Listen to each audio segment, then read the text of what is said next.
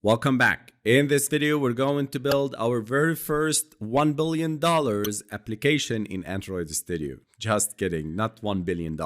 Open Android Studio, select a new project, select empty views activity, next, and here we need to specify the name, the package name, save location, language, minimum SDK, and build configuration language for our application. The name of our app, whatever you want, I'll name it as Hello Android. The package name, whatever you want. Save location, wherever you want. And the language is Kotlin. Minimum SDK is 24 and keep it as the Android Studio recommendation. The minimum SDK software development kit is the lowest version of the Android operating system that your Android app will support. It specifies the minimum API level your app requires to run. When you select the minimum SDK version for your Android project, you are essentially defining the range of Android devices that your app can be installed on. Devices with Android versions lower than the specified minimum SDK version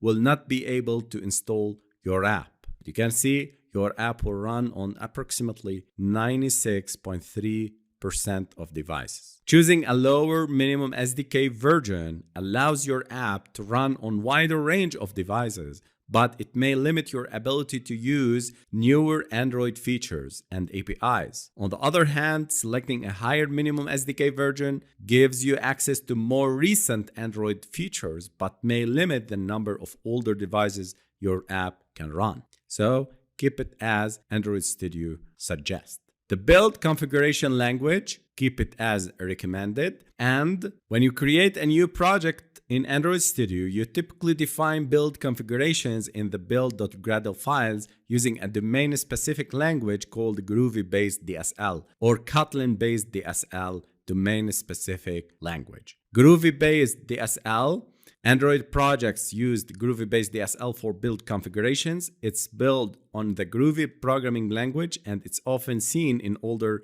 Android projects. For example, build.gradle files used Groovy syntax. And Kotlin-based DSL, more recently, Google introduced the Kotlin-based DSL for build configuration. It uses Kotlin syntax and is considered more modern and powerful. It provides better code completion, type checking, and improved readability for build scripts. Many new Android projects now use this DSL for their build configurations. Then we choose Finish and wait for Android Studio to build our new project.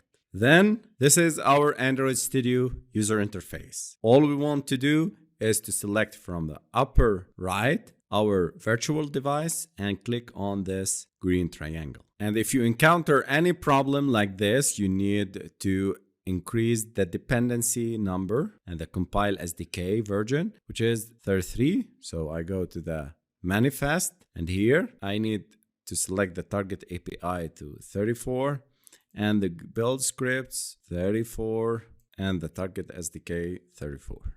Sync now, then run again. And congratulations guys, this is our very first Hello World application in Android.